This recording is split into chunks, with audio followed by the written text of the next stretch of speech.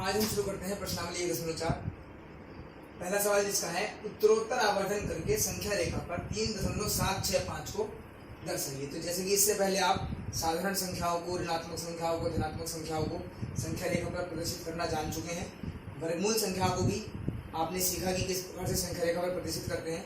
अब आती है आपके पास दशमलव संख्याएं कि दशमलव संख्याओं को किस प्रकार से संख्या रेखा पर प्रदर्शित किया जाता है। तो यहाँ पर लिखा है उत्तरोत्तर आवर्धन करके, यानी कि संख्या रेखा पर नंबर्स को मैक्सिमाइज करने के बाद तब हमें 3.765 पर पहुंचना है। अगर मैं साधारण से रहूं कि यहाँ पर 0 है, यहाँ पर 1 है, यहाँ 2 या 3 और आप 3.765 को यहाँ पर निरूपित करें तो ये आपके लिए असंभव होगा। क्यों असंभव होगा? क्योंकि यहाँ पर केवल पूर्ण संख्याएं आपको दी गई हैं और वहां पर क्या है, दशमलव संख्याएं। तो सबसे पहले हमें देखना है कि संख्या कौन सी ऐसी है जो हमें निरूपित करनी है 3.765। तो 3.7 यानी कि 3 से ज्यादा है और 4 से कम है। तो यहाँ पर मैंने लिया 0, 1, 2, 3 और यहाँ पर मैं क्या ले लेता हूँ 4।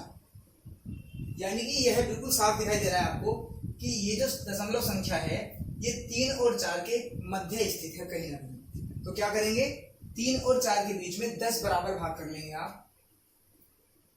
1, 2, 3, 4, 5, 6, 7, 8, 9। तो कितने भाग हो गए देखिए यहाँ पर 1, 2, 3, 4, 5, 6, 7, 8, 9, 10 और ये आपका हो गया 4। ये 10 भाग मैंने 3 और 4 के बीच किए। तो अगर ये 3 है तो यह जो संख्या होगी 3.1 होगी, 3.2, 3.3, 3.4, 3.5, 3.6, 3.7। तो ये वाली जो संख्या प्रदर्शित करेगी, ये जो स्थान होगा ये होगा 3.7 और हमें निकालनी है 3.765। तो 3.7 के बाद जो आगे आने वाली संख्या है वो होगी आपकी 3.8। तो ये भी निश्चित है कि ये जो संख्या आपको दे रखी है दशमलव संख्या ये 3.7 और 3.8 के मध्य स्थित है। तो उत्तरोत्तर आवर्धन करेंगे हम इन नंबरों को यहाँ पर मैक्सिमाइज नहीं कर सकते तो हम क्या करेंगे, यहाँ पर मैक्सिमाइज करेंगे। यहाँ पर इसको लिखेंगे 3.7 और इस नंबर को हम लिखेंगे यहाँ पर 3.8। एक सीधी रेखा यानी कि यहाँ पर भी इस तरह से नंबर लाइन शो करेंगे। अब हमें क्या करना है कि 3.7 और 3.8 ये संख्या यहाँ पर हमने निरूपित की, इस अंक को हमने यहाँ पर निरूपित किया। अब पुनः इन दोनों के बीच 10 बराबर भाग करेंगे। 1, 2, 3, 4, 5, 6, 7, 8, 9 और 10। अब 3.7 और 3.8 के बीच हमने क्या किया, पुनः 10 बराबर भाग किए। अब हमें जाना है, हम 3.7 पर पहुंच गए, हमें जाना है 3.76 पर। तो 3.7 के बाद यह संख्या होगी 3.71, यह होगी 3.72, ये वाली होगी 3.73 और ये वाली जो संख्या होगी आपकी 3.74, 3.75, 3.76, 3.77, 3.78, 3.79 और उसके बाद 3.8। तो हमें पहुंचना है 3.76 पर। तो यहाँ से हम देखेंगे 3.76 ये संख्या है और 3.76 के बाद आती है 3.77 और 6, 5 जो है इन दोनों संख्याओं के बीच में क्या हुआ, स्थित हुआ। तो पुनः इसका हमने क्या किया, उत्तरोत्तर आवर्धन किया और यहाँ पर लिया 3.76 और यहाँ पर बिल्कुल इस अंक को लिया, इसका आवर्धन किया 3.77। फिर से एक नंबर रेखा यानी कि नंबर लाइन खींची। अब पुनः क्या किया, हम कहाँ तक पहुंच गए, हमने 3 से स्टार्ट किया था, 3.7 पर पहुंचे, यहाँ से इसके 10 बराबर भाग किए, 3.76 पर हम पहुंचे। हमें पहुंचना है 3.765 पर। तो क्या किया, फिर इन दोनों के बीच 3.76 और 3.77 के बीच हमने क्या किया, पुनः 10 बराबर भाग किए। देखेंगे आप यहाँ पर 1, 2, 3, 4, 5, 6, 7, 8, 9, 10 इस तरह से। अब यह है 3.76, ये होगा क्या 3.761, 3.762, ये होगा 3.763, 3.764, 3.765 और ये जो संख्या होगी यही आपको प्रदर्शित करनी है। तो यानी कि ये वाला जो अंक है ये किसको प्रदर्शित करेगा, 3.765। इस प्रकार से उत्तरोत्तर आवर्धन करके संख्या रेखा पर यानी कि पूर्ण संख्याओं के मध्य किसी भी दशमलव संख्या को, दशमलव के बाद कितने भी अंक हों अगर हमारे पास, इस प्रकार से उत्तरोत्तर आवर्धन करके हम इसको दर्शा सकते हैं। इसी के साथ साथ आप आगे आने वाली संख्याएं हैं, चाहे दशमलव के 2 अंकों तक हैं या 4 अंकों तक हैं, बिल्कुल इसी प्रकार से आप इन संख्याओं को भी, दशमलव संख्याओं को संख्या रेखा पर निरूपित कर सकते हैं। प्रश्न संख्या 2, 4 दशमलव स्थानों तक संख्या रेखा पर 4.2626 दशमलव के बाद 4 अंक हैं को दिखाना है कि कहाँ पर ये प्रदर्शित हो रही है, कहाँ पर इसको किस प्रकार से प्रदर्शित किया जाए। तो सर्वप्रथम हमने क्या किया, देखें यहाँ पर ध्यान से आप कि सबसे पहले इसके हल के लिए हम आगे बढ़े तो सबसे पहले हमने एक संख्या रेखा ड्रॉ कर ली। संख्या रेखा पर हमने यहाँ पर 0 लिया, 1 2 3 4 5। अब जैसे कि दशमलव संख्या को देखकर पता लग रहा है कि दशमलव की जो संख्या हमें निरूपित करनी है वो 4.2626 है, यानी कि यह संख्या 4 और 5 के बीच कहीं ना कहीं स्थित है। तो हमने क्या किया कि 4 और 5 के बीच 10 बराबर भाग कर लिए। अब आप देखेंगे यहाँ पर कि अगर हम इस संख्या की बात करें तो ये संख्या हो जाएगी आपकी 4.1, ये संख्या हो जाएगी आपकी 4.2, इस संख्या को आप देखेंगे तो ये आएगी 4.3। अब हमें प्रदर्शित करनी है 4.2626। तो 4.2626 जो आएगी वो 4.2 और 4.3 के बीच आएगी। तो हमने क्या किया, उत्तरोत्तर आवर्धन द्वारा हमने 4.2 को यहाँ पर प्रदर्शित किया और 4.3 को यहाँ पर 4.3। इनके द्वारा क्या कीजिए, हमने एक संख्या रेखा कीजिए। ये 4.3 प्रदर्शित हो रहा है यहाँ पर 4.2। पुनः क्या किया कि 4.2 और 4.3 के बीच में पुनः हमने 10 बराबर भाग करे। देखिए यहाँ पर आप 1 2 3 4 5 6 7 8 9 और 10। अब क्या किया आप देखिए यहाँ पर ये है 4.2, तो यहाँ पर ये जो संख्या आएगी यानी कि ये जो स्थान होगा ये 4.21 का होगा, ये वाला 4.22 का होगा, 4.23, ये वाला जो भाग होगा ये 4.24 को प्रदर्शित करेगा, यहाँ पर ये 4.25 होगा, यहाँ पर आएंगे आप तो 4.26, ये जो भाग होगा ये 4.27, ये वाला भाग 4.28, ये वाला भाग होगा 4.29 और उसके बाद यहाँ पर आपके पास आ गया 4.3। अब हमें निकालना है 4.26। हम 4.2 तक पहुंच गए हैं, तो यहाँ पर हम देखें कि हमें निकालना है 4.26। तो 4.21 4.22 इसी प्रकार से हमने देखा कि 4.26 कहाँ पर है, 1 2 3 4 5 6 यहाँ पर प्रदर्शित हो रहा है। तो उत्तरोत्तर आवर्धन द्वारा हमने इसको यहाँ प्रदर्शित किया 4.26 को, और 4.26 के बाद ये भी दो संख्याएं हो रहे हैं 2626। तो फिर हमें ध्यान आ रहा है कि 4.26 और 4.27 के बीच ये संख्या विद्यमान है। तो हमने क्या किया 4.27 को भी ध्यान ले लिया, ये आपका 4.27। उन्हें क्या किया, एक संख्या रेखा खींची और इस संख्या रेखा को पुनः क्या किया 4.26 और 4.27 के बीच पुनः 10 बराबर भाग किए। यहाँ देखिए आप 1 2 3 4 5 6 7 8 9 और 10। अब 4.26 यहाँ पर प्रदर्शित है, तो ये संख्या क्या हो जाएगी 4.261, ये वाली संख्या, ये संख्या प्रदर्शित होगी तो 4.262।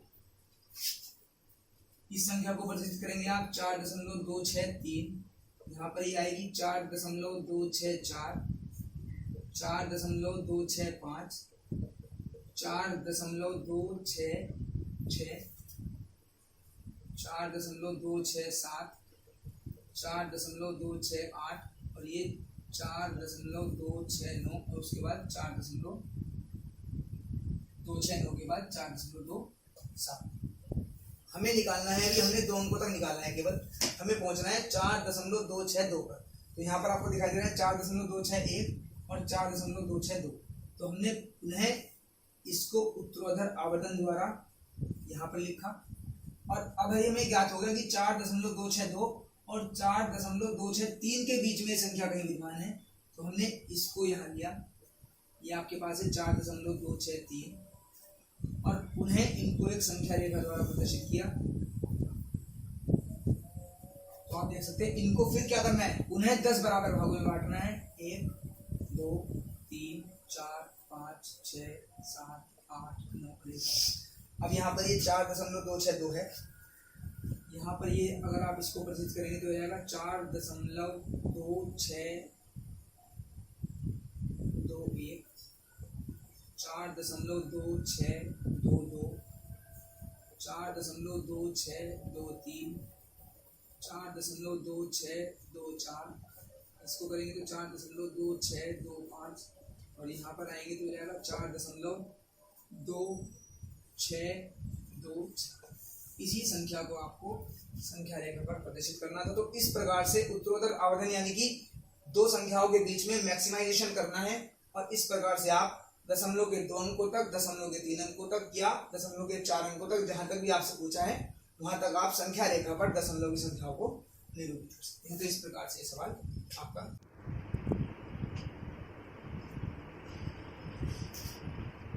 अब स्टार्ट करते हैं प्रश्नावली 1.5। प्रश्न संख्या 1, बताइए नीचे दी गई संख्याओं में से कौन कौन परिमेय है व कौन कौन अपरिमेय। जैसा कि आपको पहली बात ही ज्ञात हो चुका है, बता दिया गया था कि किन संख्याओं को परिमेय संख्याएं कहते हैं और कौन सी संख्याएं अपरिमेय संख्याएं होती हैं। तो यहाँ पर हमें रिकॉग्नाइज करना है, आइडेंटिफाई करना है कि किन संख्याओं को परिमेय कहा जाता है और किन को अपरिमेय, और इनमें से कौन कौन सी संख्याएं परिमेय है और कौन कौन सी अपरिमेय। कारण सहित हमें उत्तर देना है। तो देखिए प्रश्न संख्या 1 का पहला जो पार्ट है वो क्या कहता है, 2 - √5। ये बताना है कि ये कैसी संख्या है। तो हमेशा इस बात का आपको ध्यान रखना है कि जब भी कभी, यहाँ देखें 2 जो क्या है, 2 एक पूर्णांक के रूप में है, और जो वर्गमूल 5 है ये एक अपरिमेय संख्या है। तो अगर एक पूर्णांक में से कभी भी एक अपरिमेय संख्या को घटाया जाएगा, जब भी कभी एक पूर्णांक में से अपरिमेय संख्या को घटाएंगे आप, तो आपका जो रिजल्ट आपको प्राप्त होगा वो अपरिमेय ही प्राप्त होगा। तो इसी वजह से यह संख्या क्या है, यह संख्या अपरिमेय है। क्योंकि क्यों है उसका कारण अगर आप दे देंगे तो बहुत अच्छी बात है। क्योंकि पूर्णांक में से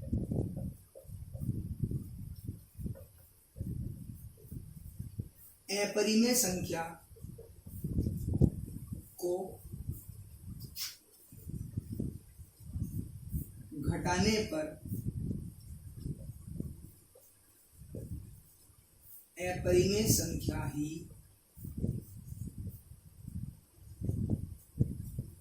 प्राप्त होती है। तो कारण स्पष्ट हो गया है बिल्कुल इसका। अब आते हैं इसके दूसरे भाग की तरफ, जो कि है आपका 2 + वर्गमूल 23 - वर्गमूल 23। इसके हल की तरफ आते हैं। इसको हम अभी आगे सिंप्लीफाई कर सकते हैं। तो फर्स्टली हमें इसको सिंप्लीफाई करना है। देखिए कैसे, 2 + वर्गमूल 23 ये आपके पास है, माइनस वर्गमूल 23। सर्वप्रथम हम क्या करेंगे, इसका ये कोष्टक है, इसको आप खोलेंगे, 2 + वर्गमूल 23 माइनस, जैसे ही कोष्टक खुलेगा तो माइनस वर्गमूल 23। हमें यहाँ दिखाई दे रहा है क्या कि वर्गमूल 23 यहाँ पर धनात्मक है और वर्गमूल 23 यहाँ पर ऋणात्मक है। तो दो एक जैसी संख्याएं अगर एक उसमें से ऋणात्मक है और धनात्मक है तो दोनों आपस में क्या हो जाती हैं, कैंसिल हो जाती हैं, और आपके पास क्या प्राप्त हुआ, आपको 2। तो 2 क्या है, एक परिमेय संख्या है। तो लिख सकते हैं आप क्या कि यह है एक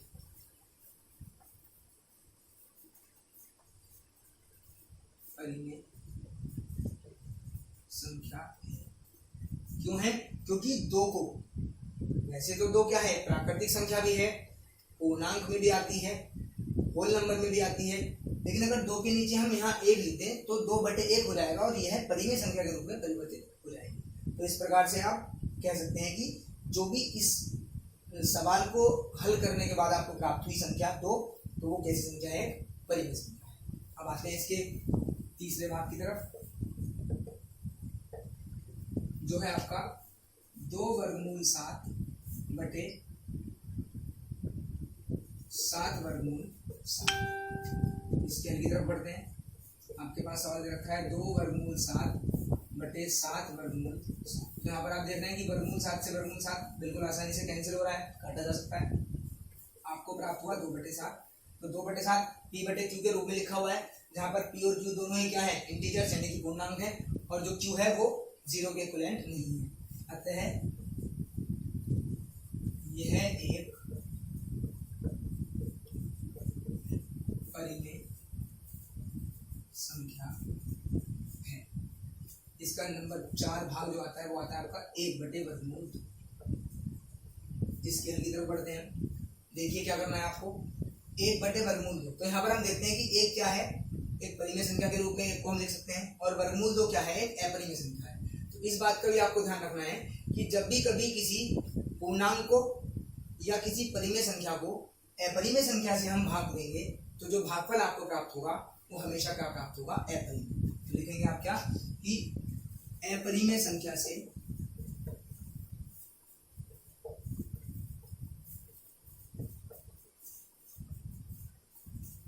पूर्णांक को भाग देने पर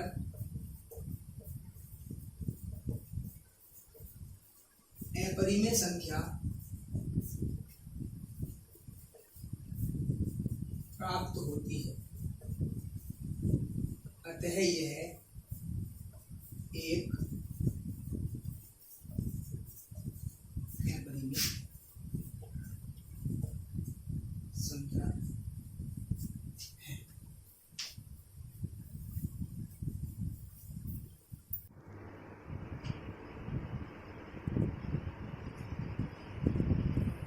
अब आते हैं इसके अंतिम पार्ट की तरफ, जो कि है नंबर 5। संख्या है आपको दे रखी है 2 पाई यानी कि 2 पाई। तो इसको आपको बताना है कि ये कैसी संख्या है। तो यहाँ पर जो 2 है वो एक पूर्णांक है, और जो पाई है ये आपको ज्ञात हो जाना चाहिए कि पाई क्या है, एक अपरिमेय संख्या है। अपरिमेय संख्या क्यों है, क्योंकि पाई का मान हम निश्चित अंकों तक नहीं लिख सकते। केवल कुछ वैल्यूज निकालने के लिए हमें पाई का मान 22/7, और अगर हम 7 से 22 को भाग करें तो अनंत तक वो प्रक्रिया, भाग का जो चरण है वो चलता रहता है। लेकिन जब भी कभी हम पाई का मान लेते हैं तो दशमलव के कुछ अंकों तक लेते हैं, जैसे 3.14, और अगर हम देखें तो 3.14 के बाद भी वो प्रक्रिया निरंतर चलती रहती है।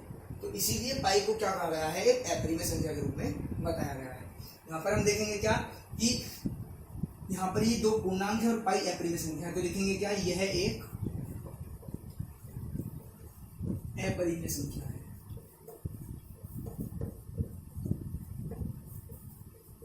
क्यों है, इसका कारण देख लीजिए आप, क्योंकि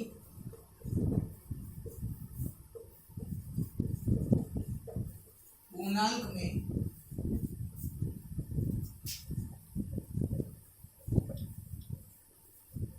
अपरिमेय संख्या की गुणा करने पर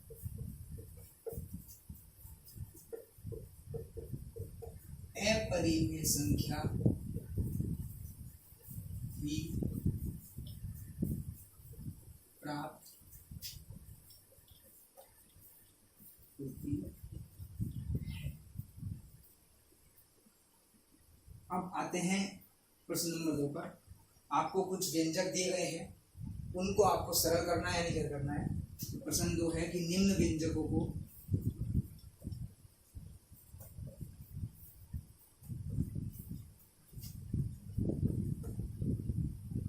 सरल कीजिए। निम्न व्यंजकों को सरल कीजिए। तो व्यंजक देखिए, सबसे पहला व्यंजक क्या है आपके पास, 3 + √3 और साथ में दे रखा है 2 + 3। 3 + √3 ये कोष्टक में है और 2 + √2 ये कोष्टक में है। तो इनको सरल करने के लिए हमें क्या करना पड़ेगा, सर्वसमीका का उपयोग करना पड़ेगा, यानी कि इनको हमें गुणा करनी है। तो हम इस 3 की इस पूरे कोष्टक के अंदर जो संख्या है उनमें गुणा करेंगे, फिर वर्गमूल 3 की इसी कोष्टक में बराबर गुणा करेंगे। तो देखिए कैसे हम इसको लिख सकते हैं, 3 से जब हम इसमें गुणा करेंगे तो आपके पास आएगा 3 और 2 + √2, फिर प्लस इस वर्गमूल 3 की इसमें गुणा होगी तो वर्गमूल 3 और वर्गमूल 2 + वर्गमूल। अब इसको आगे हल करेंगे आप, 3 दूनी 6 प्लस यहाँ पर ये हो गया आपका 3√2 प्लस √3 की गुणा 2 में करेंगे तो आपके पास आ जाएगा 2√3 प्लस √3 की गुणा जब √2 में करेंगे तो आपको इस बात का ध्यान रखना है, जब हमने घातांक पढ़ा था कक्षा 8 में हमने घातांक पढ़ा है, कक्षा 7 में भी पढ़ा है।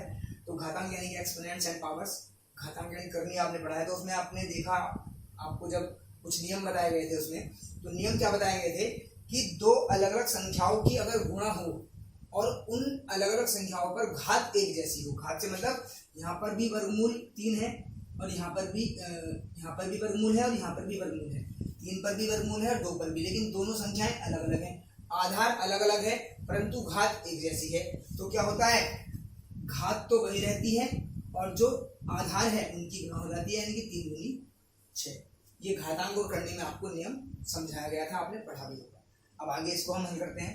तो देखिए आगे आपको क्या मिलता है, 6 जैसा कोई पूर्णांक यहाँ पर नहीं है तो 6 को आपने सीधे ऐसे लिख दिया, प्लस यहाँ पर आपने देखा 3 वर्गमूल 2 और 2 वर्गमूल 3, तो यहाँ पर भी कुछ नहीं दिखाई दे रहा, तो ये जो सवाल है ये यहीं पर छूट जाएगा। तो 6 प्लस 3 अंडर 2 प्लस 2 वर्गमूल 3 प्लस 6,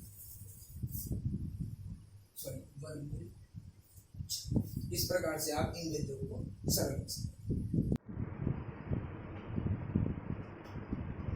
प्रश्न नंबर 2 का द्वितीय भाग देखिए, लिखा हुआ है 3 प्लस वर्गमूल 3 गुणा 3 माइनस वर्गमूल 3। तो यहाँ पर इनको हल करना है, सरल करना है। तो यहाँ पर आपने इनको देखकर ही आपको एकदम पता लग गया होगा कि इनको सरल करने का तरीका क्या है या किस प्रकार से इनको सरल किया जा सकता है।